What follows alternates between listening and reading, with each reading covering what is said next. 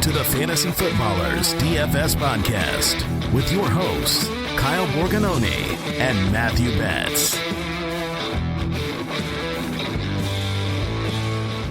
Well, hello there. Welcome in, Fantasy Footballers DFS Podcast. I am your host, Kyle Borganoni, with always my bestest buddy, Matt Betz. Betz, why am I talking to you in the middle of the day, man? This is a new thing for our relationship. This really is. I love it. I honestly love it. I feel like I have way more energy. We are recording at about 1 o'clock Eastern, which is about 7 to 8 hours earlier than usual. But yeah, man, I had a new schedule start this week. More time to open up for football. So as the kids say, wheels up on the Ballers DFS podcast. Now, this is a great part of the summer for you and I to take a step back. Last week, we talked about forecasting, and that show was super fun. Super fun just as a group, and then listeners to take a step back and gain some helpful insights when you look at 10,000 feet above everything we're doing. So this week, we're going to be talking about DFS and DFS mistakes. So Betz, you and I will share some of our stupid moves, things we've seen people do that are stupid. And we've talked about on the show, there's a pretty simple strategy about being an idiot and stupid. Do you remember what that is, Betz? I believe it is in the words of Dwight Schrute, if an idiot would do that thing, I do not do that thing. So just see what idiots are doing and avoid it, and you'll be successful in DFS. The problem is in DFS, I look back and I feel like I kept doing the same thing, the same mistakes. And the worst part is that we lost money. So that's what we don't want to do. That's the mistake nobody wants to do, is lose money. But on this show, we'll go through some of those mistakes. We'll also hit the mailbag. But Betz, I wanted to switch things up. So very top of the show, dude. I want to play a game. I'm not trying to play too many games with you, Betz, but that drop. My heart rate is through the roof. That drop is one of my favorite to do, because I usually spring it on Betz last minute, right before the show started. I said, hey, by the way, we're playing a game. So you guys can tilt along with Betz. And I wanted to get us in the DFS mindset. So what I did, Betz, is I pulled 3 different game lines from last year. So I picked 3 random weeks. I went back through our show docs. You know, that's what I do in my free time, of course, is just look back at those old show docs and just reminisce. But 3 random weeks last year. So if you're listening in, just let's go back in time and I'll give you the game line. And Betz, I want you to just remember what happened, but I'm just giving you the story of what happened beforehand. So we analyzed these on the podcast last year, but let's go all the way back to week 5 last year.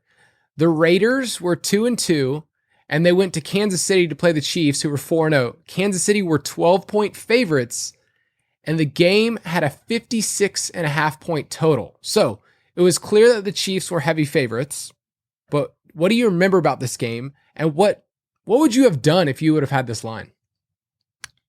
If I had this line, I would have built my lineups around a lot of Chiefs with a high total. Obviously, they have a higher implied win total, favored by 12 points, so 2 touchdowns. And then maybe brought a bring back on the Raiders side. I recall, is this the week that Henry Ruggs had his one long bomb for a touchdown? Of course, he did it against the Jets because the Jets are idiots. But this is the game where we were like, all right, Henry Ruggs, this could be it as a bring back. And he actually had the long bomb. Is that right? Yes, Henry Ruggs did have a long bomb, and he was pretty cheap in that game. But the Raiders won this game, if you remember. Yes, I was going to say, the Raiders actually pulled off the upset. I recall this. Yes, the Raiders won 40-32. And the best part about this game is if you would have stacked Carr instead of Mahomes. Although Mahomes had 3 touchdowns, Carr went for 347 and 3. Josh Jacobs had 2 touchdowns. And if you would have built your stacks around the Raiders and then maybe brought back with Kelsey, Waller actually didn't have a great game. But this was one of those games where you look at the line beforehand, and it's very easy to see why the Chiefs would have been a favorite. But a contrarian GPP play would have said, hey, what if the Raiders get ahead? And the Raiders actually do this a lot every single year. If you go back through Carr's game logs, he has 1 or 2 divisional games a year where he just goes off against the Chargers or the Chiefs. So unlikely, but it was nice to see that, hey, the Raiders could actually hang with the Chiefs. And for a while, the Raiders actually started off, I think they were 6-2 to start the year. Like they were a pretty hot team. They were 6-3. But let's go through this other game. Week 10. The Jaguars were 1-7 bets, and they visited the Packers, who were 6-2. The Packers were 14-point home favorites, and this game had a 52.5-point total. What would you have told people about this game beforehand? Put Aaron Jones in every single lineup. And I did. And it didn't work. If I recall, this was the week that the game stayed really close all the way into the fourth quarter. I think the Packers won. I would assume so. But I recall the game not even being like, we all projected it like it's going to be a huge blowout. Stay away from the Jags. You don't even need to bring a bring back into this game. And if I recall correctly, is this like the Colin Johnson week? Did he have a couple touchdowns? Colin Johnson later on in the season had those. This was Keelan Cole scored in this game. Gotcha. But I recall the game being extremely close. Yes, this game was actually tied going into the fourth quarter. Okay, so it was tied 17-all. The Packers won this game 24-20, but it was one of those games where we usually talk about onslaught stacks, where clearly Packers were favored. They had a 32-point team implied total. And so these are usually the ones where we say, hey, stay away from the Jaguars and just load up on Packers. And so Aaron Jones was like the player that week because the Jaguars were bottom 3 against the run, but no one really got there. Jones was a huge bust. Devontae Adams scored because that's basically what he did every single week. But other than James Robinson getting a ton of volume, this was a game that if you would have avoided, you would have done better that week. Do you know who the Jaguars starting quarterback was that week, Betz? Was that a Jake Luton week? It was Jake Luton. I wish it was Mike Glennon. I know. Your boy, Mike Glennon. So, yes, I wanted to give that example as a game where things looked on the front end like the Packers are going to smoke them. And this game was in Lambeau, and the Jaguars had one win all year. But anyway, last game, week 13 bets. It was the Browns, who were 8-3, at the Titans, who were 8-3. Titans were 5.5-point home favorites, and this game had a 54-point total. Do you have any memory about this game? Baker Mayfield went absolutely berserk in this game. Was this his 5-touchdown game? I think he had a couple to like Rashard Higgins or Donovan Peoples-Jones. It was like one of the ancillary receivers ended up being a huge GPP winner. And I actually remember you being on whatever player it is. I can't remember, but you were on this player, and you remember you on Sunday sitting on my couch watching these games and being like, gosh dang it, Kyle was right, and I didn't play this player. And you're just sending me screenshot after screenshot. It's just like, great, here's Kyle's Print Fest, and here's Betz losing money. I do recall this week very vividly. Yes, and that wasn't to bring up that point, but I'm glad you did. Yes, it was. You liar. It wasn't. So Baker really did go for 4 touchdowns. DPJ had a long touchdown. Rashard Higgins was the play that week that we brought it up, though, on the podcast. We both did. But here's the crazy thing. How did Derrick Henry do in that game? Do you have any memory of that? I mean, I remember it being a like super high scoring game, and if I recall, he didn't have a very good game, or maybe he had like his classic like 80 yards, but I don't recall him finding the end zone. Did he? Do you remember if it snowed that week? Well, no. Obviously, it didn't. It was beautiful in Tennessee that day. I remember Baker standing back there with the sunshine just glowing on him as he's dropping dimes over the defense for Tennessee, which was horrific last year. So I don't believe he had a good game according to the Vermont snow model. Yes, that is correct. So the snow model was pretty much perfect for the year. But I also want to bring this up. This game ended 41-35. Okay, so it hit the over. Sounds crazy. But if you go back and look, this game was 38-7 at the half. Like the Browns were rolling and Baker spread the ball around. Chubb had 80 yards and a touchdown. Kareem Hunt was actually a huge bust that week. But also, who do you think scored for the Titans that week? Was the Ferk Daddy? I wish it was. Come on. Let's see. I mean, there's not many people catching passes there. Corey Davis? It was Corey Davis week. That was the week he went for 11, 182, and 1. And I remember that was the week Mike Wright called that. He called Corey Davis, who was the number 1 wide receiver that week. But my point of bringing that up is the game script went different. The end total looks fine, but none of the players for the Titans really got there except for Corey Davis. So in order to really have done well with that game in a GPP, you would have needed Baker. You would have needed to avoid Derrick Henry.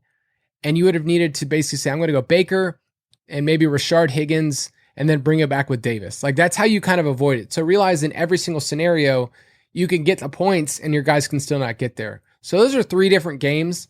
And maybe I'll do that with a couple others bets, but how do you think you did? I'm actually surprised because those are games that I remember like watching and tilting because we either like gave advice on the opposite side of what happened, or I personally had plays that went kind of with what the game script should have been. So like heavy Chiefs builds, heavy Packers builds, etc. So I remember not feeling super happy with these games that are going on, which those always stick with you, I feel like, way more than the wins. And we try to be pretty transparent on this podcast and also in our writing. Like, you can go back and look at any of our stuff. We're not trying to change any numbers or tell you that we've got things more right. So it's really helpful in this part of the year for me to get a kind of sobering view of this is what actually happened last year. Because you can paint over a lot of things and see through rosier colored glasses of like, okay, I did better than I did, or I did better in projections. But it's really hard, and it's really hard to be able to do that week in, week out, because DFS is 1 week game. But this week, we will talk about some of those mistakes. This week, we will kind of dive into some of those. But the Ultimate Draft Kit Plus, we keep pumping this up. And the reason why we pump it up is because we keep adding things. They just added the Draft Analyzer last week, and Betz and I have continued to update our Best Ball Primer. But as we get closer, you and I are going to keep putting out articles that are gated, that are DFS content only for the awesome people that get the UDK Plus. So any quick words about UDK Plus before we get into our segment, Betz? I think it might sound silly to be like, why would I invest in this product in July? Like, the season doesn't start for a couple of weeks. These articles that we're putting out are the foundation to how to win consistently. Every week on the show, we'll talk about it. And of course, in the DFS Pass throughout the season, we'll talk about it and we'll give you guys advice. But like, understanding how to play the game is how you win long term. And that's what we're going to do with these articles over the next several weeks here leading into the season. So go get it. The price is just silly. Yeah, it's $60 right now. It's actually saving $30 off the in-season price.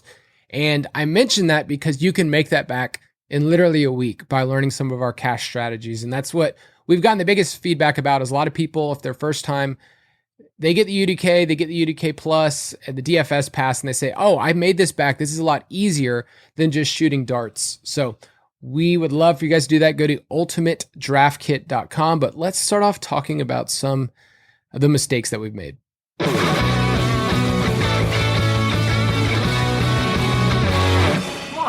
Everybody, that's what I'm talking about, guys. We've made a great effort so far. Let's just keep it up. That's right. We can't have anyone freak out there, okay? We've got to keep our composure. We've come too far. Oh, what a great movie. Great movie. It's been a while, and it's been a while since I've seen that. So pulled up an old wooden ship. No, and not an old wooden ship. I pulled up a very old clip of Old School and thought it would go well, talking about winners and losers, and you and I keeping our composure in terms of our mistakes that we've made. So we're going to highlight 6 of them. 3 of them we're going to spend a little bit more time on, but I think it's really important. But Betz, really quickly, DFS is a different game than redraft, than best ball, dynasty, anything else, because there's really easy parts in terms of the mindset, and there's really hard things in terms of overcoming mistakes. So what would you say, hey, this is the best part about DFS, if you're just thinking like how I approach it, and then maybe what's the worst part? Yeah, the best part about DFS is that it's basically a 6-day season. Like, you have your Monday night game, and then you start on Tuesday, and I guess really 5 days. You roll through all the way to Sunday to the main slate. That is it. And then you can be excited about your victories. You can be bummed about it for a day, and then you move on. Like, DFS, there is no like, man, it's been 4 weeks. My team's awful. Like, what am I going to do? Each week you reset. And that has an advantage and a disadvantage, because the best thing about it is when you have those down weeks where you just get crushed. And we all have them. I've had them where I've entered far too much money that I'd like to admit, didn't win back a single dime. And then I'm like, all right, here we go. I got to start the prep next week again. So it is a grind. It is a weekly session, but that's the nice thing about it, is you're not done after 1 week. It keeps going. And then the best part about that is you get to be able to like learn from the week before and then move forward in it. And a lot of people don't do that. So use it as a learning process, hit the reset button every Monday or Tuesday, and get ready for that main slate on Sunday. It's the best part of DFS. Starting all over is an awesome thing. But if you haven't learned anything from the week before, then you kind of get into that gambler's paradox where like, I lost it all, but if I keep going, I could win it all. And then you just kind of get caught. So the worst part about DFS is if you don't learn from your mistakes, you go into the next week and you may either repeat them, or you just assume like, I'll do better this time because I'm just going to be better than the field. And that's just not true. You're playing against lots of people that are either professionals or they're putting in way more money probably than you are. So don't just tell yourself whatever story you want. If you look back at last week and you say, oh, I almost got there. This next week, I know I'll get them. Like that's not going to work long term. So it's really important to kind of understand that on the front end. Like the best part and is also could be the worst part.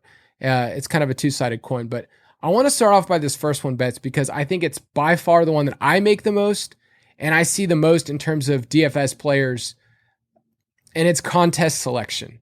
It's not knowing exactly where you're supposed to put your money when you open up DraftKings or FanDuel and you see, ooh, there's $1 million contest. And this is what I did initially, and maybe you could, share too. But like, I remember when I first started playing DFS about 5 or 6 years ago, it was easy for me to say, let me sort by the total prize. I would just sort by whichever one had the largest prize and go, ooh, I could win the 200K one, or I could win the $1 million one. And the problem with doing that is you're not actually seeing, one, what is the rake that DraftKings or FanDuel is taking?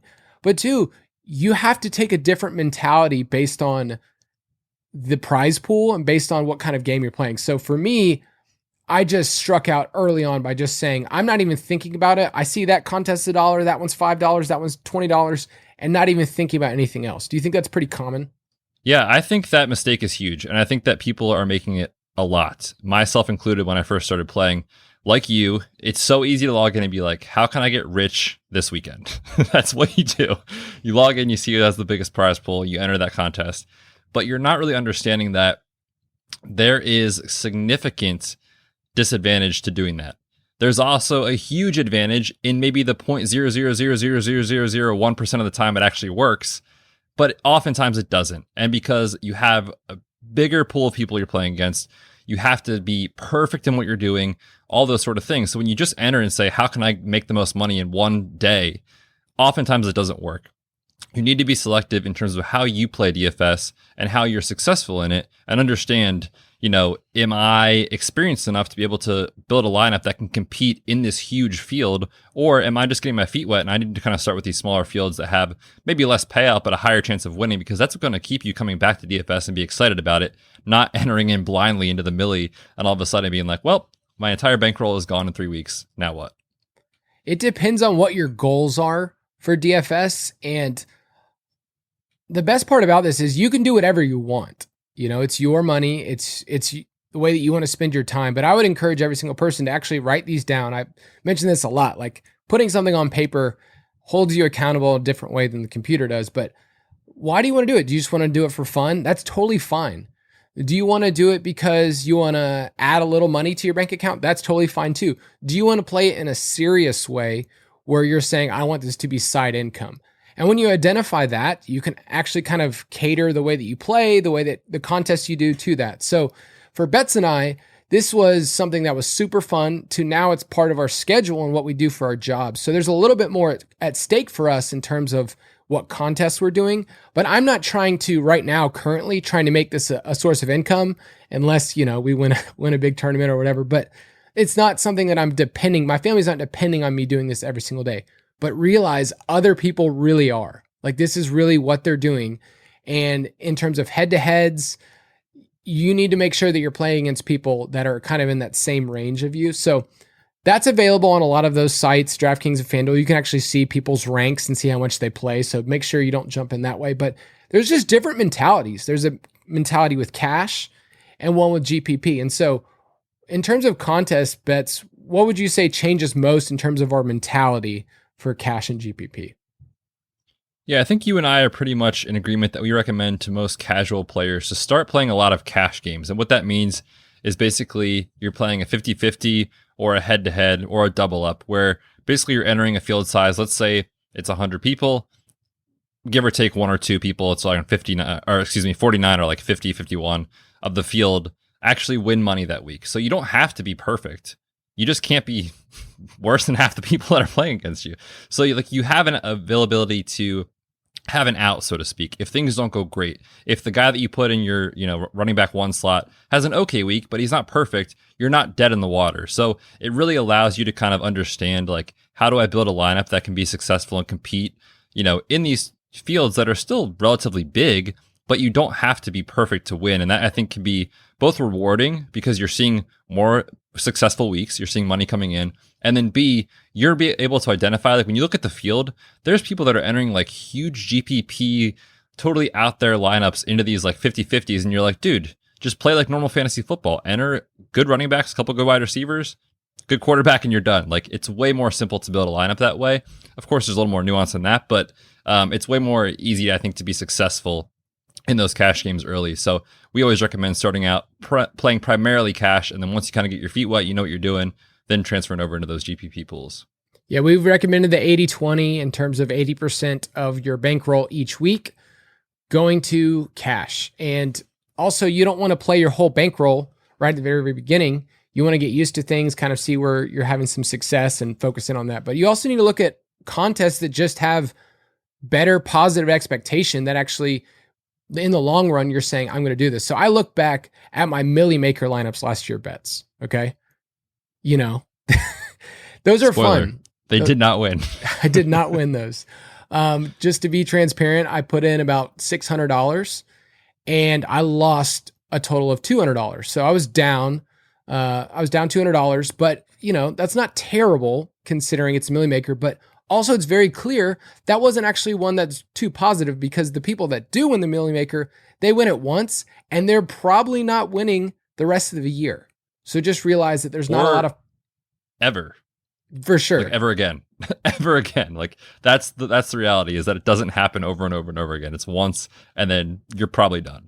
Yeah, so just know that on the front end that there's certain contests that are better. So let's go through the cash ones really quickly, Bets, that you and we do these a lot and I recommend to people.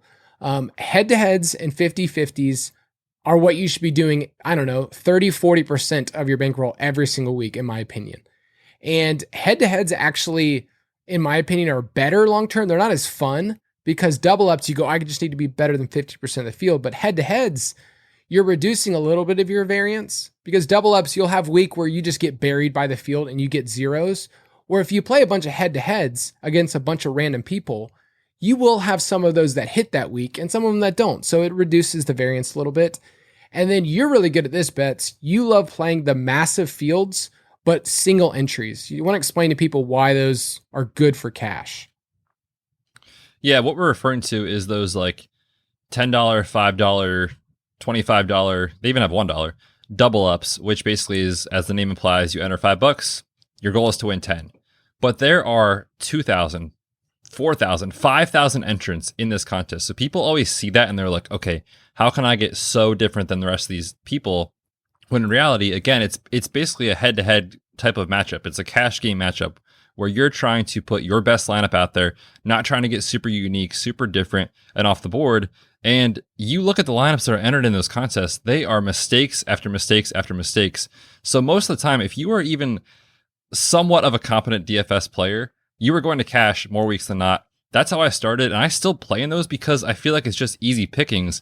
Of course, there's variance, and you lose a week or two here or there, but like for the most part, that's where you're going to cash often. And I've been playing a ton of those just because, you know, it's not like you're going to walk away rich for the weekend, but you're going to be walking away winning way more than losing. And it's going to put a lot of confidence in your ability to play DFS. And then as well, what we're all here for, to build the bankroll a little bit too. I looked back at my bankroll this past year, and the reason why we share these things is not to boast, but just to give you a clear picture of like the process. But where I was most successful last year was when I was entering $1 entries. And that may sound silly, but over time, when you enter a bunch of those, you're just going to be much more profitable. And so that's what you want in terms of your return on investment. I think that's just everyone's strategy in general. You need to be able to be okay with those small losses, but when you start to gain them, they start to aggregate. And so, you know, what's better? Is it like $100 win you get once a year, or just you keep getting those dollars every single week that you eventually can say, hey, I got $400 or $500 worth of a return on my investment. And then let's give a couple of GPP examples. So when you're in a tournament, the easy ones to look at are the Millie Maker, but it's just not a good return on anybody's investment at all. They're fun if you have the bankroll, and Betz and I still like, you know, shooting a dart in there for fun. But what are a couple of tournaments that you recommend to people? Yeah, so this is probably a question more for you, honestly. I'm not a huge GPP player in general. That's true. I will dabble. I will definitely go off the board, but I am a cash game player for the most part through and through. I'd say like I'm even more like 90% to 10% cash games to GPPs. If I'm feeling a little spicy, I'll go in GPPs. But on DraftKings, there's a 20 max, so you get 20 entries if you want to enter them. It's a $1 per entry tournament. It's called the First Down. That's on DraftKings. We like that one. And then as well, there's a 3 max, $8 to $10 entry that is a lot bigger. It's like 10 to 15,000 entries. Those ones are ones that I played in. I know you have as well. There's also a few that I've played in, that are more for like the smaller slates, like especially on like Thanksgiving and that kind of thing, like the smaller 3 to 4 game slates. I like those in the playoffs as well. You can find GPPs that are only like 2 to 500 people. And it may seem like that's not a great way to win because you're not getting as much money when you do win. But in reality, the competition is so much less because you don't have to, again, be perfect. You can still make a mistake here or there, or the field will make mistakes and you'll have an out in those sort of scenarios. So if you're asking me for advice on how to win in a 200,000 entry tournament, I am the wrong guy. That is Kyle for sure. I am more of the play the best plays type of DFS player in those cash games. They both can be profitable and they both can be fun. And I think that's why you absolutely make a good combo. But the ones he gave examples for are perfect. Like the dollar entry 20 max, you're not having to put in the 150 entries like everyone else. Most people don't have time for 150 entries unless you use an optimizer, which we do have in our DFS pass, but you can build 20 lineups in a tournament and you're only putting in $20. And I think that one, the grand prize is $10,000. So it's still good, and $20 is something that you can play with. So that's a tournament we'll be doing. I know that I'm a part of usually each week. I like max entering that one. And then we actually have a contest with DraftKings every single week. So that's another smaller field. We're actually going to be expanding that a bit this year. We were around 100 people each time. We're probably going to be at more 200, 300 this time. But it's still super fun because you can kind of get the feeling of I'm playing in a tournament against people that I'm listening with, and you can still win. So, and you can take Kyle's money. You can definitely take my money. Do it. I would love for you to. All right, let's go through a couple other quick takes.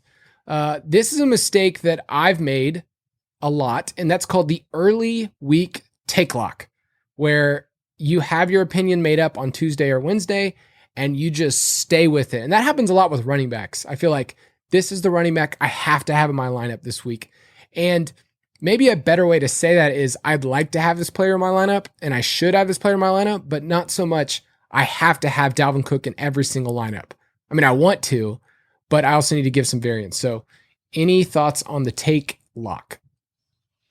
I mean, I just think it's one of those things that it's so easy to avoid, but at the same time, it sounds like it's so enticing, right? Like you open your DraftKings app on Tuesday morning and you're like, how the heck is this running back $6,200? Like he should at least be $8,000. So already in your head, you're like, he's a value. I have to play him.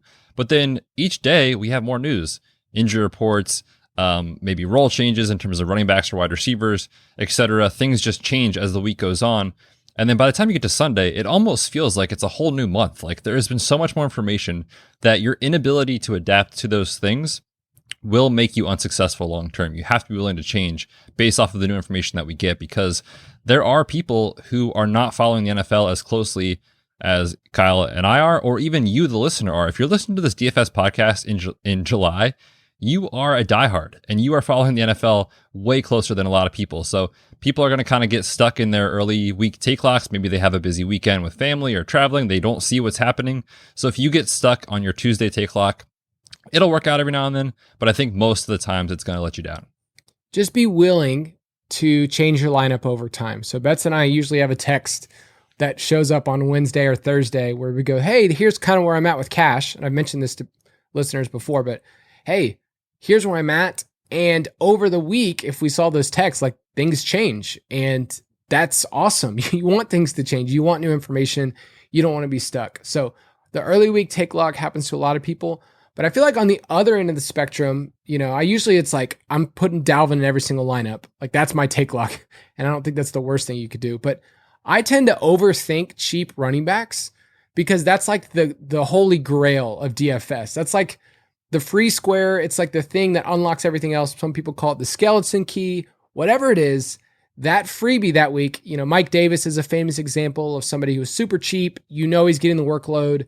everybody's going to play him. So I tend to overthink, and I do that in a couple ways. Either I have to have this player in every single lineup, or I try to get super contrarian bets and say, like, I don't need to play Mike Davis. That was my grandpa's name. Is it really? Yeah. Michael.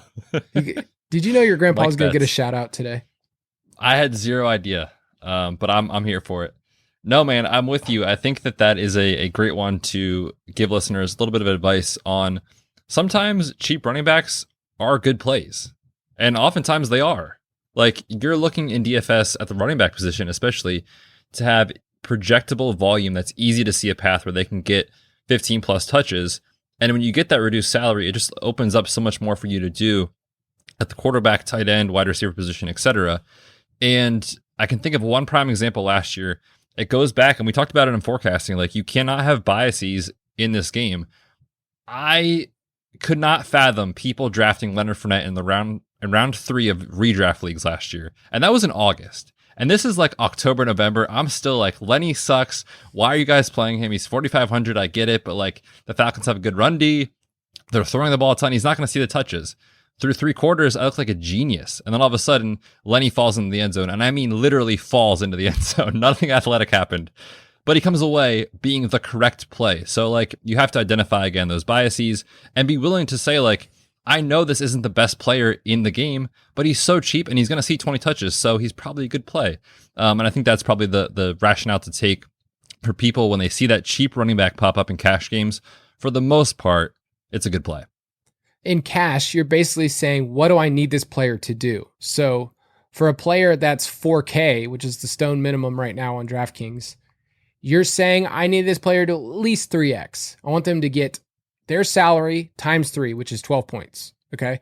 And anything over that I would love, and I think could totally happen because they're getting a workload. So I would say I need at least 12 there. And you're hoping for a lot more in a GPP. If they're not getting, if they're not 6xing on that, then maybe they're not the right play. But they're also saving you a ton of salary to unlock other players. So that's just the factors, the questions you need to ask is, do I think Mike Davis is going to 4 or 5 or 6x this week on his salary? And is he someone that I need to have in my lineup? And that's a hard question to answer on the front end, but it's something you and I do every single week. Yeah, for sure. And we'll be able to walk through that with you guys because each week is different. And sometimes the answer is yes, play this cheap running back. And sometimes it's like, there seems to be more downside here. We can go ahead and fade him and hope for the best. I remember I faded Alexander Madison, but I totally said I am not going to play any Gio Bernard, and Gio Bernard did awesome. So it's both sides, and you're going to see examples every single week, and that's okay. All right, this is last couple that I want to talk about bets, and this one shows up a lot.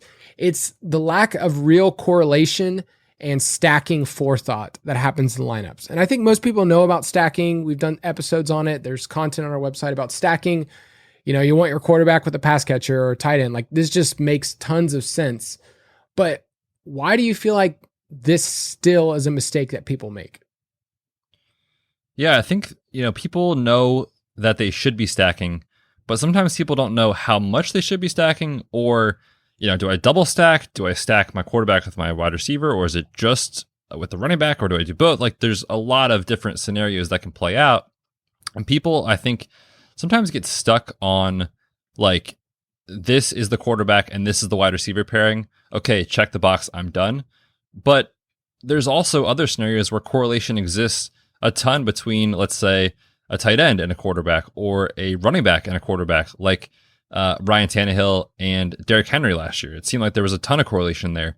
So I think people are just getting so stuck in the mindset of it has to be a quarterback, it has to be a wide receiver, and then I move on, where you can also think about the stack in totally different scenarios, whether it's with the tight end, running back, maybe it's a team stack and you go onslaught like we talked about. Maybe you bring it back to stack the entire game. Maybe you don't. It just sort of depends on the scenario in front of you. So I think people know to stack, but there's still a lot of mistakes out there because people don't know, I think, maybe how to correctly stack or optimally stack, so to speak. There's a couple of simple questions you can ask yourself with correlation. And, one of the basic ones is, if this player hits, who else benefits and who else suffers? So I'm going to use the Bengals as an example. Last year, Joe Burrow and Joe Mixon had extreme negative correlation, like extremely negative, meaning when Mixon had his big games, it was because Burrow also did not have a big game. Like they were inversely correlated. So when Burrow had big games, Mixon did not. And they didn't have a ton of games together because of injuries, but in the small sample size we had, it wasn't the right move to say stack Burrow with Mixon, where Tannehill and Henry, you may think, wow, like there's no pass catching there. Why would I play those two? But they actually were positively correlated last year. So that's one example.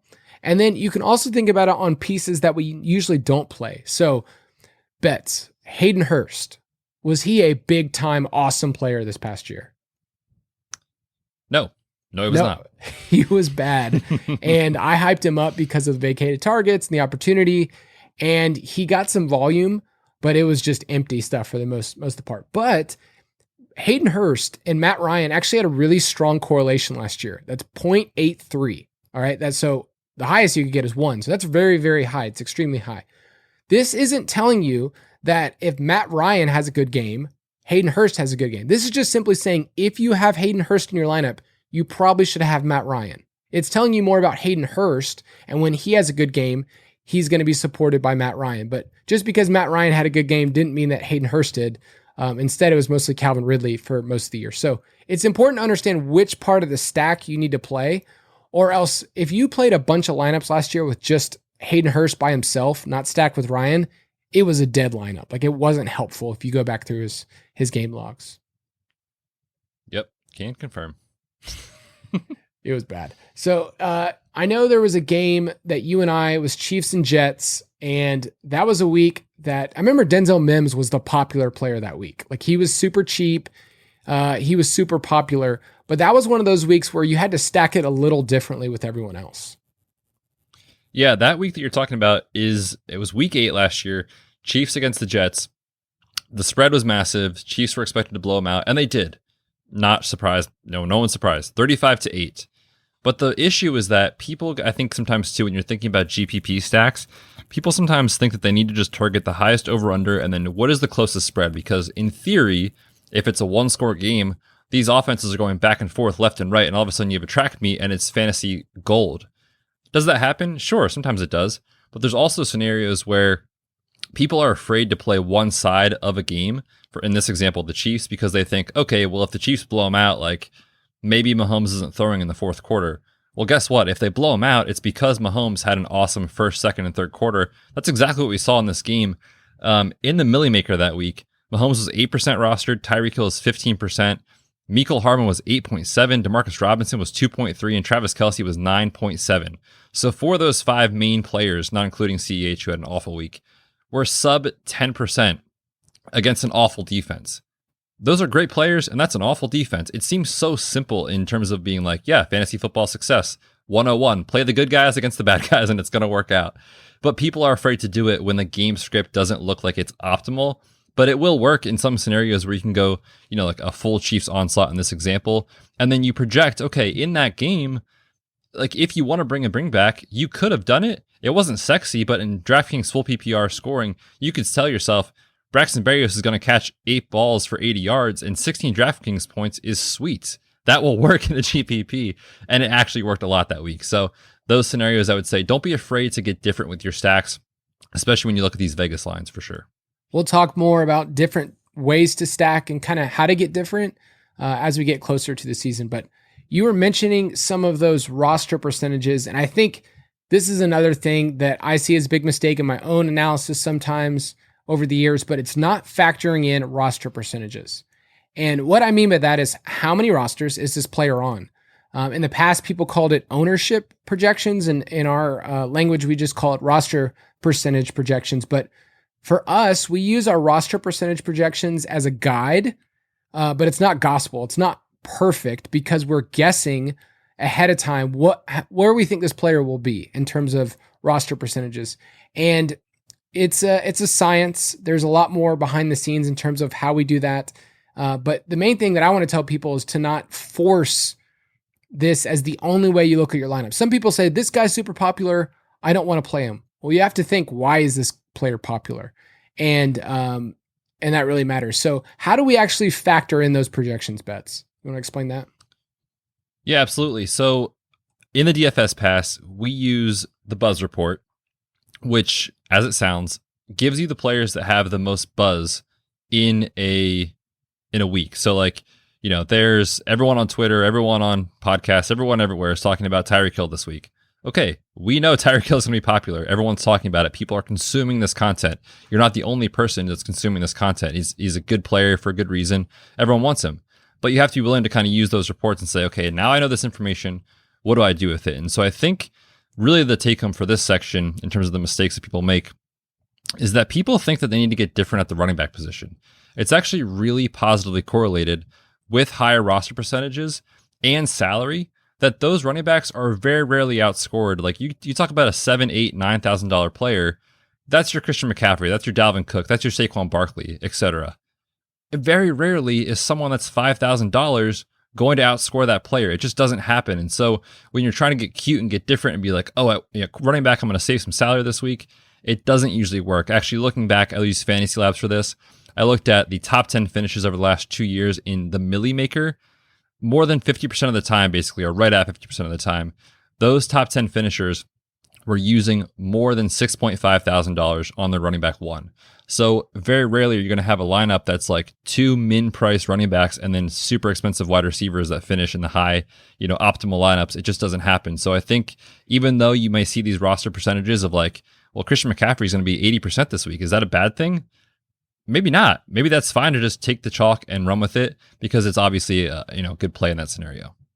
The reason why somebody is good chalk is because there's very easily projected opportunity, and we see that there's a number of routes to success. But a bad chalk, you can say, hey, I see about 3 or 4 routes to failure, and there's not a big enough gap in terms of the roster percentage where I need to, fade this player. So for instance, I'll bring up Joe Mixon. Joe Mixon last year, there were some weeks where you said like, this is the week. And it didn't pop because there's so many other factors. It's the fact that the Bengals are bad. Like, they're just a bad team. He's not going to get as many rushing attempts, or he's not going to see as many targets. It's just there. But then there's also routes to success where you say, Joe Mixon this week, when he went off for 42 points one week. Betz, that was because nobody was really playing him. They were fed up with Joe Mixon at that point, and he became a good play. So we talk a lot about good chalk and bad chalk, and the biggest way is to ask yourself, what are the routes to failure and success? And you have to kind of weigh that. Like, do I think there's more routes to failure, or is there more routes to success? It's a perfect way to put it. And I think in general, when we talk about bad chalk, it's often going to center around the wide receiver position most weeks, because we know that running backs, it's so easy to project someone for 15 plus touches, sometimes 20 plus touches.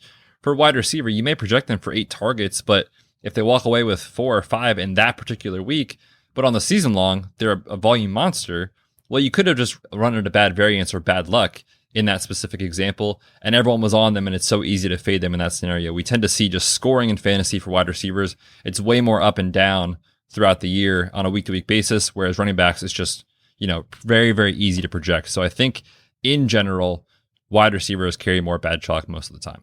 Yeah, and I tend to fade popular wide receivers as much as I can in GPPs, because really what you're asking for a popular wide receiver is he's got to get there, and his quarterback's the one who got him there. So I usually look at that and say, I'm going to be under the rest of the roster percentages like on this player. Like it's too popular.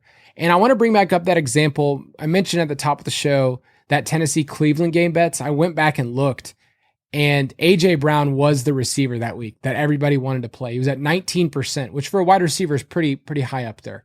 Corey Davis was at 6%. And we only know that now in hindsight analysis, like who was the better play. But based on those numbers and based on what we just talked about, Corey Davis was not just a dart throw, like he was actually a good play. He was a solid play in terms of the over-under and in terms of looking at the roster percentages. But a good dart throw, like if you're throwing a dart on Rashard Higgins, like we talked about, you have to figure out if there's correlation. And wide receivers are the best thing when it comes to dart throws, because it really could be anyone. That week, it was DPJ, and that dude hadn't really done anything that year. But why is it so important to nail that part? Like if you're playing in a tournament, wide receivers, why is that so important to nail that part of your selection? Yeah, again, I went back and kind of looked through the top winners in the Millie and looking at the top 10 finishers, that the quarterback position, the average roster percentage was just at 7.7%, sub 8%, like a contrarian play, if you want to call it that. It's not the chalk play. Wide receivers, same thing. And it sort of correlates, right? Like we talk about stacking. If you're stacking quarterback with wide receivers came in at less than 11% in roster percentage. So the most optimal lineups, the ones that win the most, and of course there's going to be an outlier here or there, but the ones that are quote unquote the best lineups for tournaments tend to have these wide receivers that are not the optimal play that week. They're not the best play. They're the Corey Davis as opposed to the AJ Brown. And it's not to say that you can't mix in a popular play here or there, but just be willing to get weird and get off the board, especially in tournaments, because you're basically hoping that the rest of the field is taking what is a projection as fact when we know there is error in that projection. Clearly, Corey Davis and AJ Brown are a perfect example of that. I think that's a great rule of thumb for GPPs, is to look at your quarterback. And you mentioned the average, it was 7.7% last year. Just say to yourself, if any quarterback gets over 10%, that's really, really popular. I mean, that's for quarterback because it's kind of flat in terms of roster percentages, but kind of say, hey, I need to look around 7.5% or less. And then you'll also see some stacks that pop up that are just nobody's really talking about this week. If it's Kirk Cousins, it's like, why is Kirk Cousins hanging out at 3-4% in our projections and no one's really talking about him? So you can be on players like that when no one else is. And bad dart throws, we love hitting the dart throw. Like I loved Ruggs one week. Like we were all over that. But being contrarian is not about limiting, your routes to success. Like you actually have to say, I actually have a path. And the ones that are really narrow are narrow for a reason. Like there's a reason this player is not going to do anything the entire year. So just make sure you understand that, like Olamide Zaccheaus, the great Falcons wide receiver that everyone loves. Future Hall of Famer, of course. Of course. There's very limited paths for him to be successful in best ball. He's someone I really haven't been taking at all. Apart from an injury for Ridley and Gage, like he's just a dude. And I'm saying that as a Falcons fan, but you have to factor that in when you look at contrarian plays. And then one last step for roster percentage is add up what you think the roster percentage projections in our DFS pass and say, whoa, this is a really popular build. I have a guy who's at 40% projected, a guy who's at 25%. You want to, in a GPP, you want to hang out around 110% to maybe 120. And if you really want to get crazy, you can drop below 100. But when you start rising too much, you realize that your players are just like everyone else. You don't have very many paths to success that way. And then in cash, I try to tell people, don't worry about adding up your projections, because in cash, like you are going to have a more popular lineup. But when you start approaching 40 to 50%, that's like major decision time. Like, am I going to fade Derrick Henry or am I going to fade Aaron Jones? Those kind of decisions are super tough. Yeah, I think that's a great way to put it. I don't really add them up at all in cash. That's just kind of how I've approached the scenario because, like I said, in the ones that I play in these single entry, huge field cash games, I just know people are making mistakes. Like there's just too many people. The variance is there that people are going to make mistakes. So as long as you're playing some decent plays, chances are you'll be fine. That you don't have to really worry about it as much. But like Kyle's saying, that roster percentage, cumulative total, adding up the quarterback, adding up your two running backs, add your wide receivers, et cetera, et cetera. If you keep it at that 120 or less mark, you're going to be way more successful than someone else that's like, hey, look at this lineup. It's sweet, but it's 150% total roster percentage. Well, guess what? So is everyone else playing that lineup. So that's how you get different. It is a key point in DFS. Last thing that I want to talk about, and this will be quick before we get in the mailbag, it's the mistake of lying to yourself, Betz. It's lying to yourself about how much you've won and how much is in your bankroll. And I think every single person does this. We have a bit of hubris. We like to tell people a better story. But what's crazy is we tell ourselves a better story. So Betz and I have a spreadsheet that we think is super helpful. This year, I'll be using a tool called Roto Tracker, which I think is really intuitive. It is actually pretty cheap. It's only $45 for the whole year. And they did not tell me to say that. I literally... Hashtag not a sponsor. Not a sponsor, but it's really great. It actually shows you your return on investment. And it gave me some insights like, wow, I was killing it with the dollar entries, but when I stepped it up to about $10 entries in cash, it wasn't as profitable. And so I started to realize like over time, I was just better. Like I had a really good return on investment when I was doing those dollar entries. And there was a certain point when I saw with the Millie Makers, this isn't profitable for me in the same way. So I'll probably be doing that a little bit less this year. And it's just good to stay accountable. Like I don't want to say like, oh, because you see the green, right? You see the green at the end of the day and it says you won $100. But what you didn't find out is that you put in $600. And so you're actually down $500. Yeah, don't worry about that. You just ignore that part. They do that for a reason, you know, the sites, because they want you to feel like that feeling of like, I won. They're not actually always weighing it out in terms of what you put in. You could figure that out very easily with a spreadsheet, but it's super important. And last year, Betz, that was pretty fun for both of us. Yeah, for sure. And I think this sounds silly. It's like, oh yeah, that's obvious. But it is very easy to fall in that trap of like, yep, I definitely did not correctly identify, you know, where I was at with my bankroll. And each week I'm winning. So like, let's keep it rolling.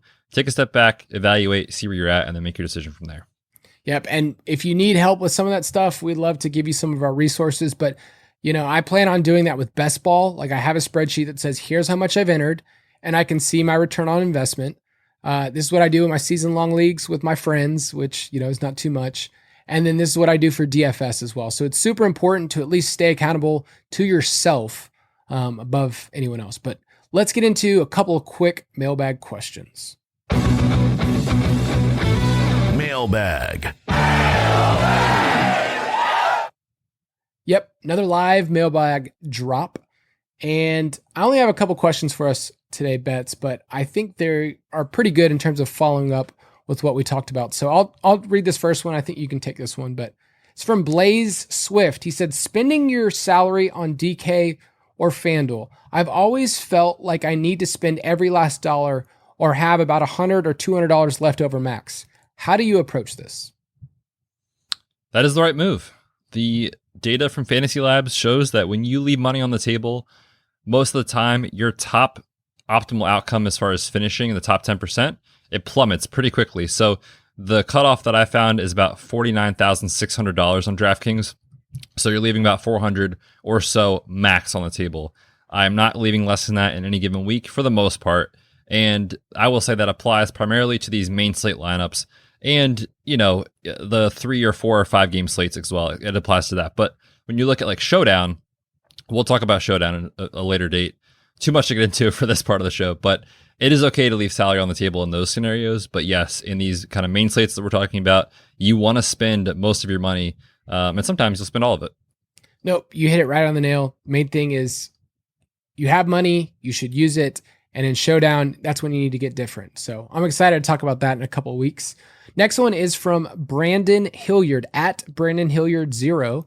He said, what's your strategy for when and how to use backups or players with a larger role due to injuries on the main slate for DFS in order to have some exposure, but be somewhat contrarian? So I think he's asking about some of those running backs that you and I mentioned, players with injuries, and we could even touch on wide receivers because sometimes a player's out and someone's kind of thrust into a bigger role that week at a cheaper price. So what do you think about backups? Because they're backups for a reason, you know, on an NFL roster. They're not awesome.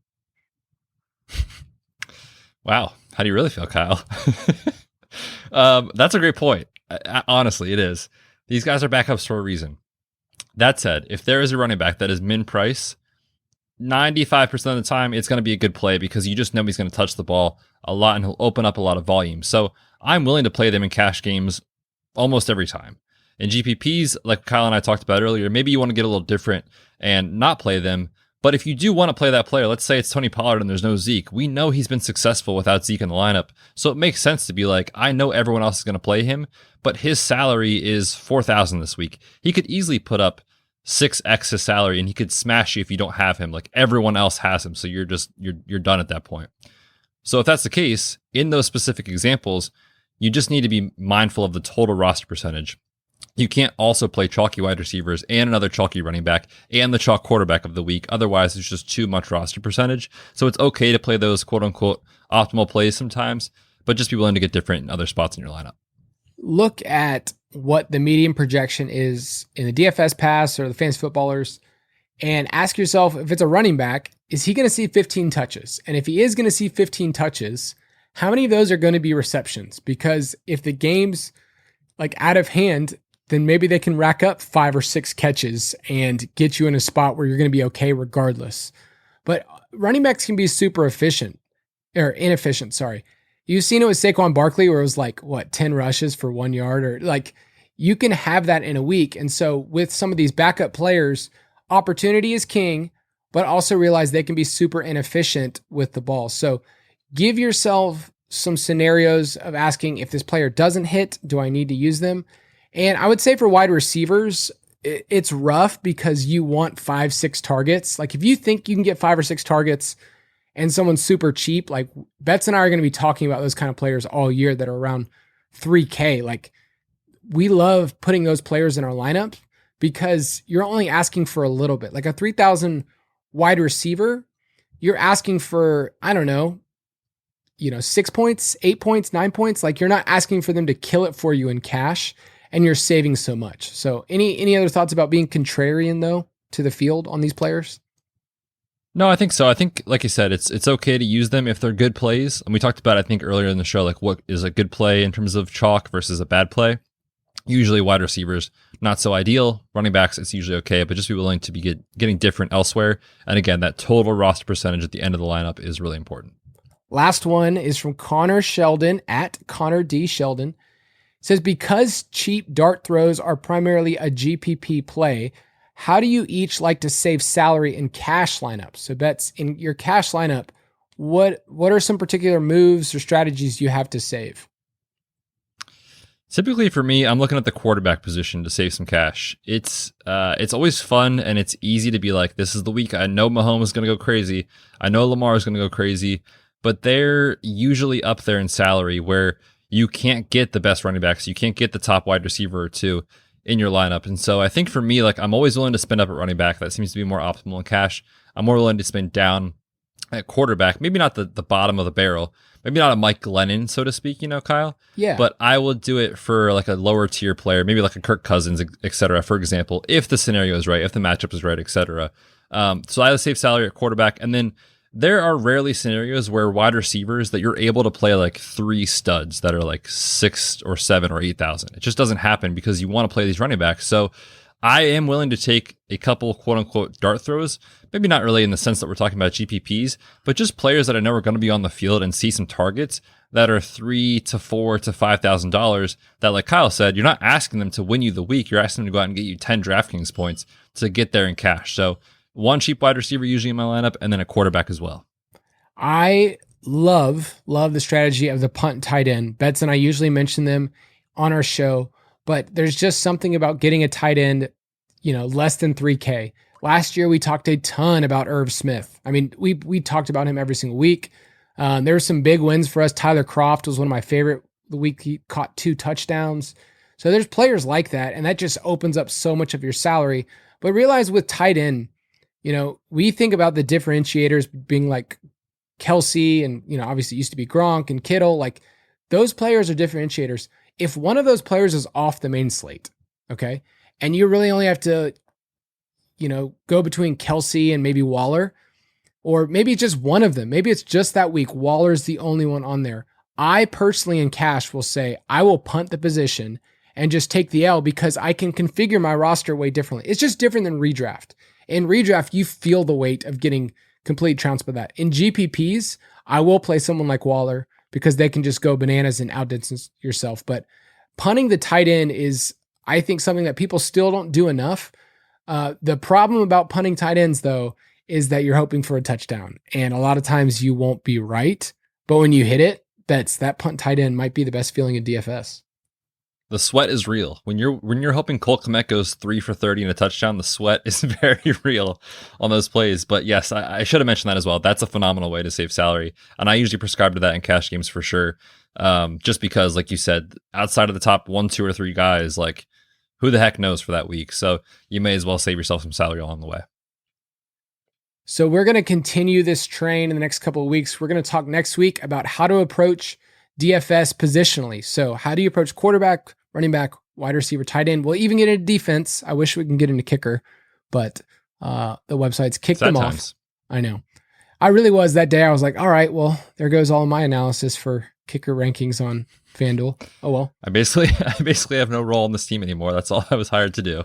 I thought I had this niche kind of content space thing that people would just in droves come and listen to kicker takes, but they don't really care about it anymore. But we're going to talk about those positions next week, and then we're going to slowly get into more and more strategy as we get through July.